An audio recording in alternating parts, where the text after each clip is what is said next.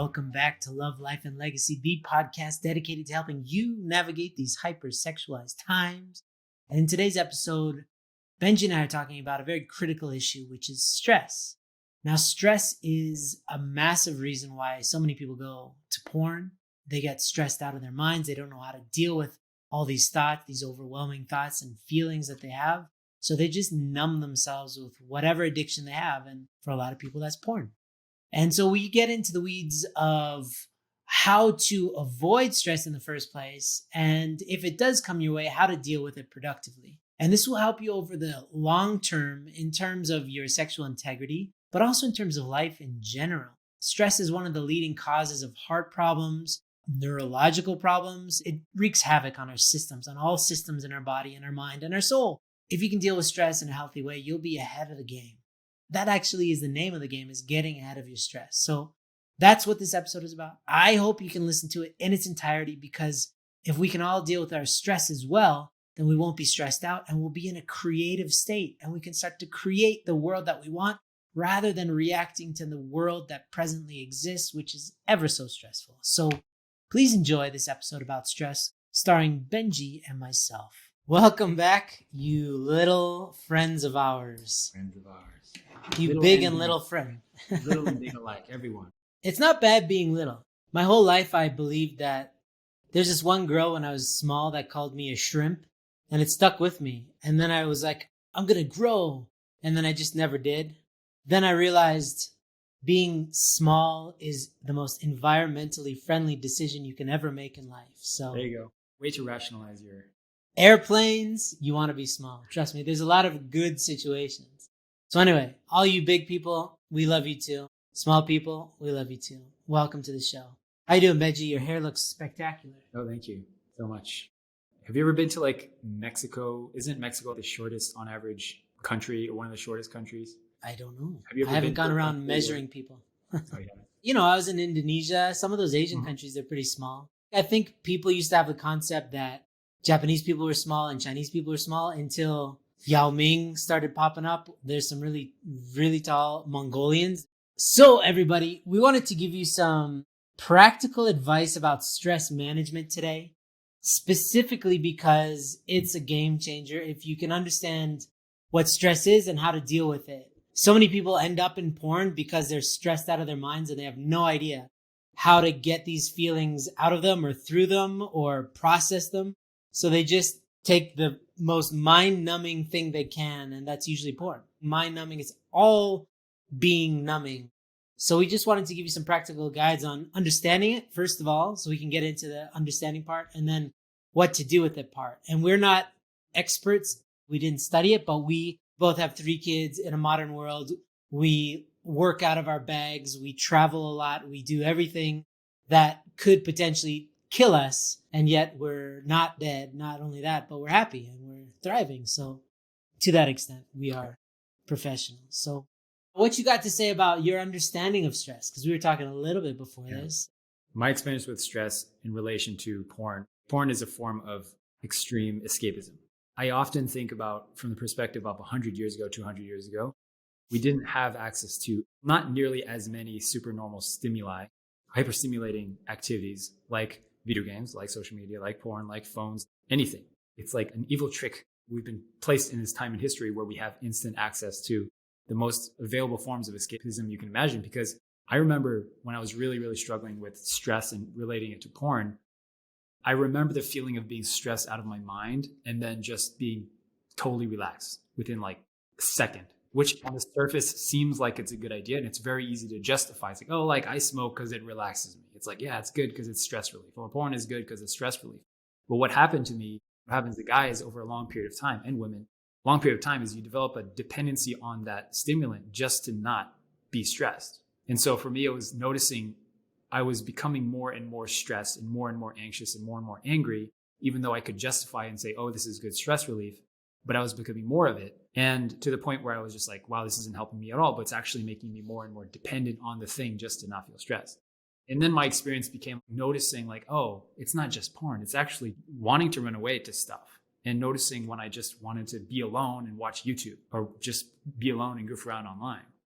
If you can imagine that when you're really stressed in the moment, something like porn is so alleviating in the moment because you just forget about why you're stressed. And if your mind is distracted, then it stops sending signals to your body that you're stressed out. So you don't feel as stressed. But it's basically the pause button that you're pressing. And then as soon as the porn's gone, like when you have bad Wi-Fi connection and then somebody stops, they freeze. And then when they stop freezing, they start talking really fast to catch up. That's kind of like your stress catches up with you and then some. It builds up. It like accumulates. You don't feel it necessarily in the moment. It feels like you're doing yourself a good service by escaping it, but it comes back with a vengeance because it's plotting. It's not asleep. It's like outside the gate and it's inviting more friends. And as soon as it finds a little hole in your protection, in your moat or whatever, in the walls of your palace, it will just come after you with greater force.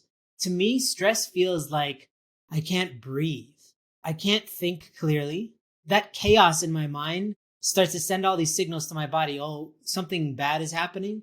And then my breath becomes very short, high up, breathing and very small, short breaths, which makes my body freak out even more. I feel like I'm hyperventilating sometimes. This is almost like a panic attack, but it's just like pre-panic attack. But I realized that I was like that a lot my whole life because I'm very sensitive. But it builds and it builds and it builds. Even if you go to porn, it's the same as even if you just don't deal with it. Because even after I stopped watching porn, when I was out in New York, I was a pastor. New York is just super stressful. Right. And I didn't deal with my stress. So it just built and built and built until I just felt like I was strangling. It actually felt like I couldn't breathe. It was such a terrible feeling. So that's like the accumulation of stress just squishes you. It feels so tight. This feeling of like the walls are closing in and it's so uncomfortable in your own life and you can't escape it because it's metaphysical. It's like in your mind. It's in your heart. So there's no escaping it. You got to deal with it or you got to numb it. And that's why I think a lot of people go to substances because that's how they feel normally. Social anxiety or any type of anxiety, stress. It's so cumbersome that if you don't know how to deal with it, you just want to press the button that says eject. And that's usually in the form of an addiction.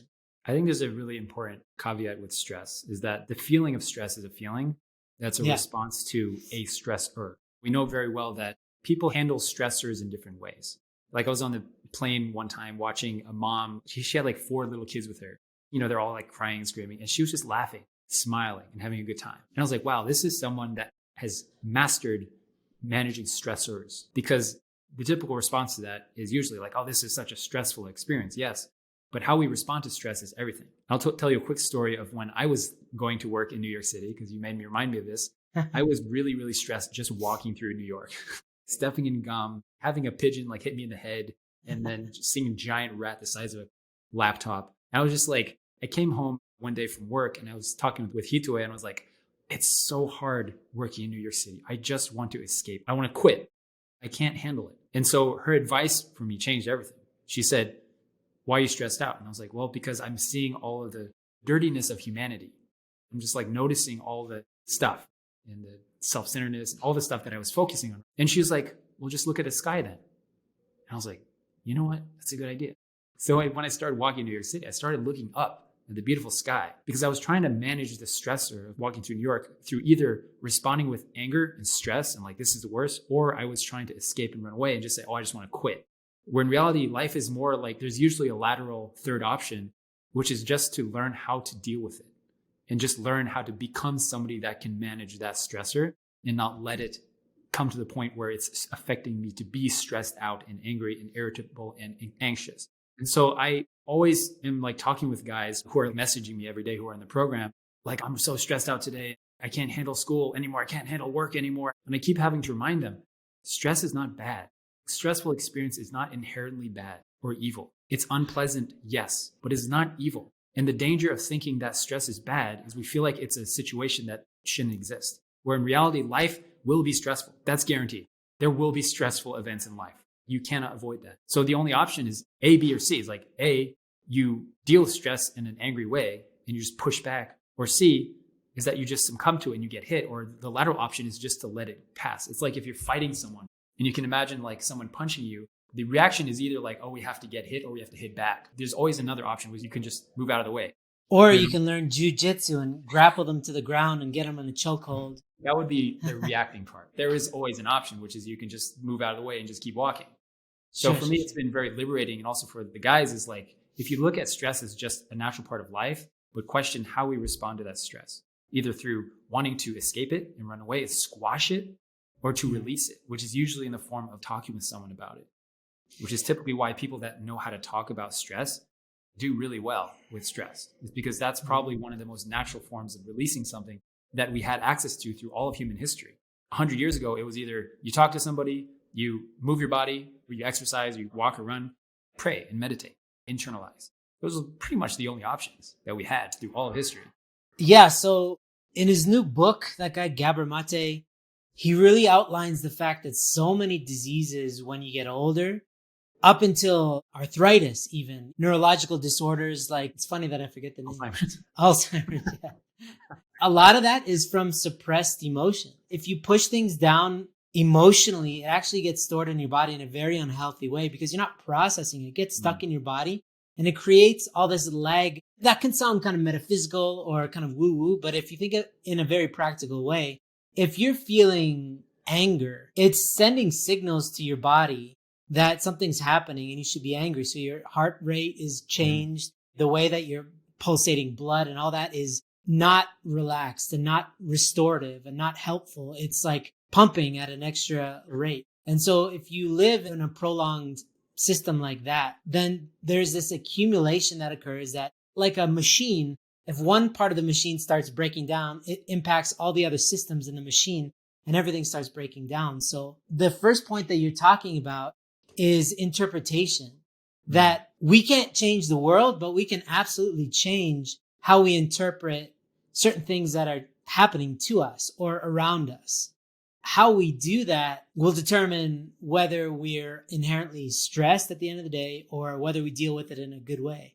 I remember there was a study where they had Buddhist monks meditate. They're like, I've been training for many, many years, but they got them to train with the sound of explosions because in the beginning, it would knock them off course during their meditation. They couldn't concentrate because of these abrasive, obnoxious sounds, these disturbing sounds of explosions. It's just really jarring to your system.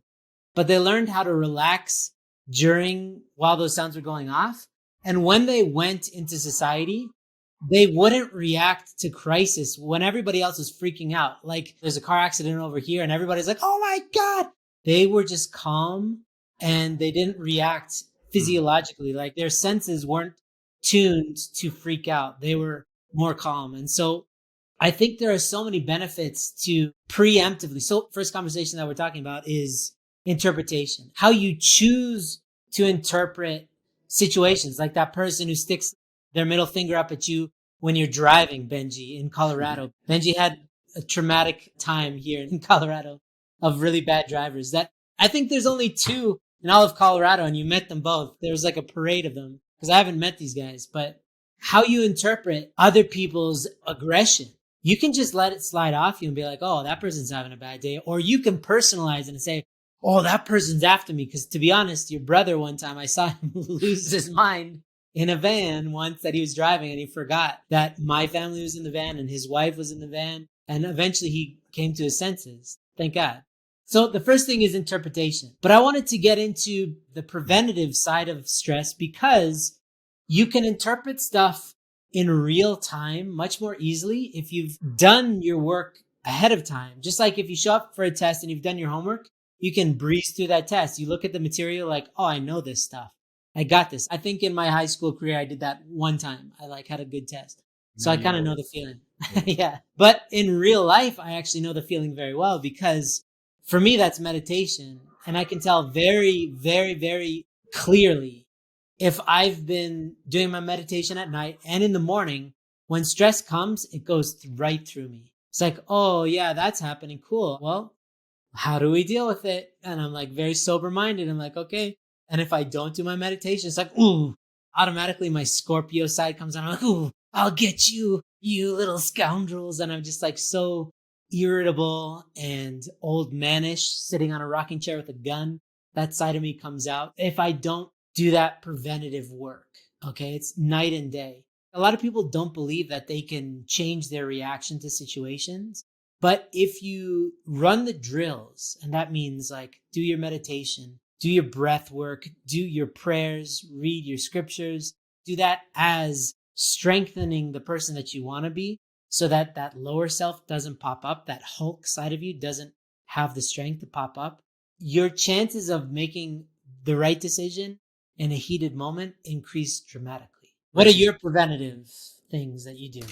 It's just been having the experience of learning how to back away from stress and having the confidence that I know how to do it. So there's like a threshold for me that it's like, oh, I've done this before and I know how to backtrack from that because I've done it before. So it just gives me confidence that like, oh, I know how to deal with stress now. So upping my game in the level of threshold that I know how to surpass has given me the confidence that I can. So anytime I am stressed about something small, like whatever related to relationships, my wife, the kids, finance, whatever it is, I just remind myself, like, I've done this before and I know how to deal with it. Yeah. Practically speaking, it's like talking with somebody about it. And it's always been my wife, and I've said this before, but I've always found that I need to have wider support nets in my life to be able to deal with difficult emotions. So I talk with my brother every week. I talk with my dad every week or every other week. And it's like those safety nets are where I can talk about stuff. Because like I fully respect people that can just meditate like you and pray and manage stress. I have not cracked the code on that yet. So I found that it's easier for me to just to talk to somebody.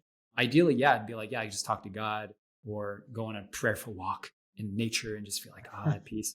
I've tried that for a long time. And I just found that talking with somebody is the fastest way for me to deal with the stress. I wanted to share like real quick story of a guy. Maybe I've talked about him before, but the lesson that he learned was really valuable because he was going through a pretty dire separation with his wife because of his porn addiction. She found out about it and a lot of trauma. And so they ended up splitting up and she kind of left temporarily. And so he was really depressed and really sad and stressed out. And he was like, man, I just want to watch porn because I'm so stressed. I'm like, okay.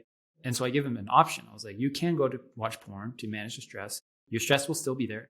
Or you can take the lateral option, which is to learn how to talk with somebody about his stress that he's dealing with. So he started talking with his dad. He actually moved back to his parents' house to like spend more time with his dad and to talk with his brother about his stress. And he never went back to porn. He still, many, many months later, never went back to porn. And we talked again. I was like, you understand how important the lesson you learned from this is?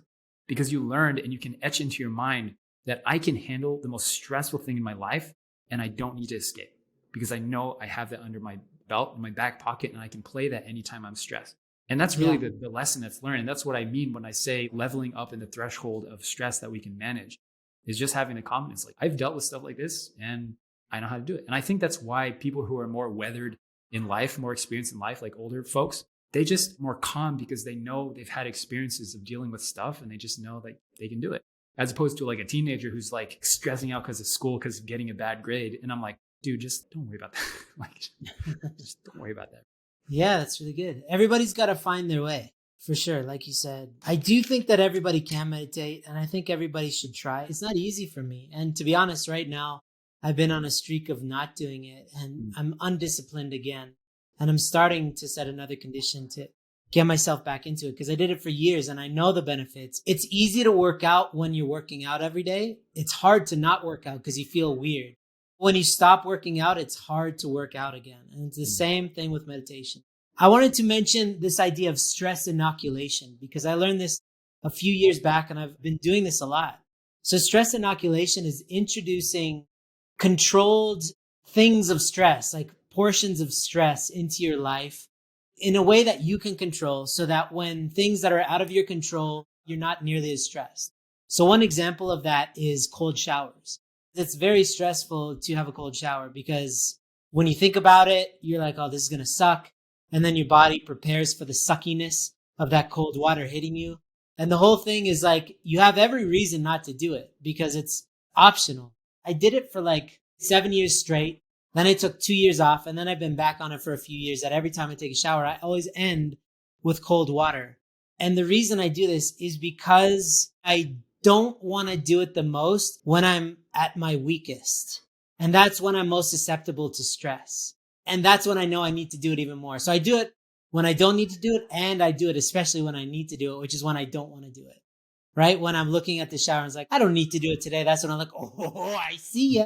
I see you right there. And I grab myself and I do it. You got to do it in healthy doses, but fasting is kind of like this. You're kind of making yourself uncomfortable, which stresses you out a little bit, but you have to know why you're doing it. You have to have an internal reason for doing it. Otherwise, it's just useless pain. But if you have a clear, sober reason for doing it, it's incredibly helpful to give yourself a small dose of controlled stress. And going to the gym is like that. You're literally stressing out your body. You're tearing your muscle tissues so that they can grow back stronger. But there's benefits to it. So there's actually a show that I've been watching with my family. Disney owns everything. And one thing that they own is National Geographic. And they have a show with Thor, with Chris Hemsworth, called Limitless. And every show is about how he's trying to prolong his life. And one episode is all about stress. And it talks about how introducing yourself to stress in small doses is actually super healthy for you. So if you have access to that show, I would highly recommend it. For him, they got him to go to a really high skyscraper and walk at the very top of it. He's afraid of heights, and they don't recommend that people do that. But it was like a metaphor for the need to put yourself in stressful situations so that you can deal with the stress in a healthy way in a controlled environment, so that when real stress comes at you, you're like, I know this test. I've taken this test before and I can pass this bigger test. You're familiar with it, so you're not completely off kilter when stress comes your way. Benji, do you have any advice for, let's say they've been doing some preventative work.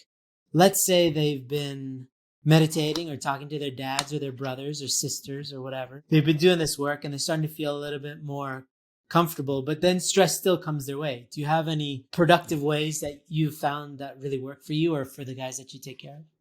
Well, I think number one is knowing that stress will always come our way. And the tendency in life is that the more responsibilities we have, the more stresses will come our way. Again, I allude to the point, like I talk frequently with people that I wonder, like, how is this person so chill? They have a baby that's crying and they're talking on meetings at the same time. They're just like laughing. And again, I always go back to that mom with 4 kids in the airplane, just smiling. It's like, it's beautiful. Not in a sexual way, but that's like super attractive to me to see someone like that. That's probably the most attractive woman that I could think of, probably because my wife is like that, just like chill all the time and doesn't let stressors or things come that way just knock them over. So preemptively knowing that the more we practice dealing with stressors in a productive way, the better we come at it. And I think there is a way to hijack it and fast track it. It's easy to think like, oh, maybe, when I get older, I'll be better at this. I don't think it's a linear thing. If XYZ happens, then I'll be better at managing stress. Like if I have kids or if when I'm married or blessed, I'll be able to manage stress. I think it's being deliberate and strategic about it and just noticing it more and more. Because we all know people who are like in their 60s, the older people who are really, really bad at managing stress. Some of your parents are just older and really bad at managing stress. Some people who are really young, like teenagers and people in their 20s, are really good at it. Like we've noticed, right? It's not just age and experience. I think a part of just being deliberate with the time that we spend, how we choose to respond to these stressors. So I think first and foremost, it's a good perspective to have. And I like drill this so hard into guys who are in the program in High Noon. Stress is not inherently evil or bad. We experience stress for a God-given reason. There's a reason that stress is a thing. If it's done in productive small doses, it can be very, very beneficial. It can be motivating for us to do stuff, to work, to like get off of our butts and actually make stuff happen. But it's destructive when we choose to link that negative emotion with something that's destructive. Like porn, you guessed it, video games, alcohol, drugs, social media, phones, is when you link a negative emotion with a supernormal stimulant. That's how an addiction is formed. That's how dependencies are formed. So it's like not by itself, it's not inherently wrong thing or a bad thing. It's just how do we respond to that? Yeah. In New Jersey, Sancho is talking about a study that she read about when your body is stressed out and you take a picture of what the brain looks like and what the body looks like, it's identical to when you're about to do something courageous or new, right? Something even that you really want to do for the first time. It looks the exact same because you're stressing your old self out. It means you're expanding yourself. I remember very clearly, like, the first many times I did stand-up comedy or any kind of comedy was I was having a panic attack. I was stressed out of my mind because I'm an introvert. So I'm like, what the hell am I doing? And I remember the hardest thing, I just told this to my son the other day, the hardest thing that you can ever do is like the 10-foot walk between side stage and the microphone. Every step, you're like, I'm going to die. I'm going to die. They're going to kill me. And then you just grab the microphone and then you just go for it. But The flip side of that is I've had the most miraculous moments of my life when I just broke through that. But if you looked at my body, I guarantee you my heart was palpitating. I guarantee you my breath was short. It resembled being stressed out in every way, shape, or form, but I was stressed out in a productive way. It's not inherently bad, like you said. And also, not only does it not necessarily get better over time naturally, it gets so exponentially more complicated when you start having kids. There's this one guy, Matt Walker, who's like my nemesis because he always talks about how much sleep you're supposed to get and all this. I'm like, this dude cannot have little kids in his house. Like, he's such a piece of garbage because he's like, you need to have 8 hours or you're going to die. And it's like, when was the last time you had a kid kick you in the eyeball at 3 a.m. and you could sleep soundly? Like, shut up. I think your awareness that you can control life shrinks to nothing when you have little kids. You're like, I can control very little about this situation. When your kids get sick, when they're having a temper tantrum, all this stuff. And you just have to deal with it. Otherwise, you become such a stressed out person. You start screaming at your kids. Your health goes down the tubes. So if you're single and you're listening to this, learning how to manage your stress is such a fundamental pillar of being a good spouse and being a good parent subsequently that it's non-negotiable. It's either dealing with it now in a healthy way, talking to people about your stress, dealing meditations, this kind of stuff, or just be overwhelmed with stress in the future. Those are your options. I don't think life is going to get any easier. I think life would get easier when we had more technology, and it's actually making us more stressed out than ever. We're more stressed than we've ever been because we're not in nature. We're not doing natural things. We're always on a device. And this is stressing us out in every way, shape, or form. So technology is not going to save us. We're the only people that can save us, and that's by learning how to cope with stress productively. And if you are married, please know that you can course correct. You can rewire yourself so that you don't react. You're not as reactive. You can calm yourself down. And it's practice. It's a skill set that you have to learn if you don't already have it. Studies are showing that the first 3 years of life so it's like from conception to the first 3 years of life, how stressed you are impacts the development of your child's brain. So it's so important that you're not stressed out around your kids, because even if you don't express it, but the way that you are around your kids, they pick up on your energy so clearly. They're very sensitive. Learning how to cope with stress impacts how well your child's brain develops, for God's sake. So if that's not incentive, I don't know what is. So learning how to cope with stress will help your sexual integrity for sure, but it just helps every facet of your life, including longevity of your life and the safety and wellness of your children, for God's sake. But I think people just are very lax about being stressed. They're relaxed about being stressed. Isn't that weird? Isn't that ironic? It's just stress, man. It's good. Yeah, man. Just like have some opium, man. Come on. The most recent form of stress management has been anger. And it's like, for many years, it was a very easy reaction to justify because anger is a response usually to fear of something or stress. Yeah. And so just maybe in the last 6 months, I feel like I've really cracked the code on anger. And I'm just sharing this because maybe it's helpful for people, because I realized that I was using anger as a response to deal with stress. It's kind of a coping mechanism or like a crutch. It's an easy way to just escape. But my anger was more like silly things like, playing with the kids and then getting hit in the eyeball, right? Like middle of the night, or something not going my way, something really simple, or whatever, spilling milk or my plate on the floor, or the kids spilling These are very specific examples. Okay. Then like the anger monster would flare up. And then I realized that I was talking with Kojin because he was really angry at one point. And we were just like having a conversation. I was like, why are you angry? And he was just like whining and screaming and that kind of stuff.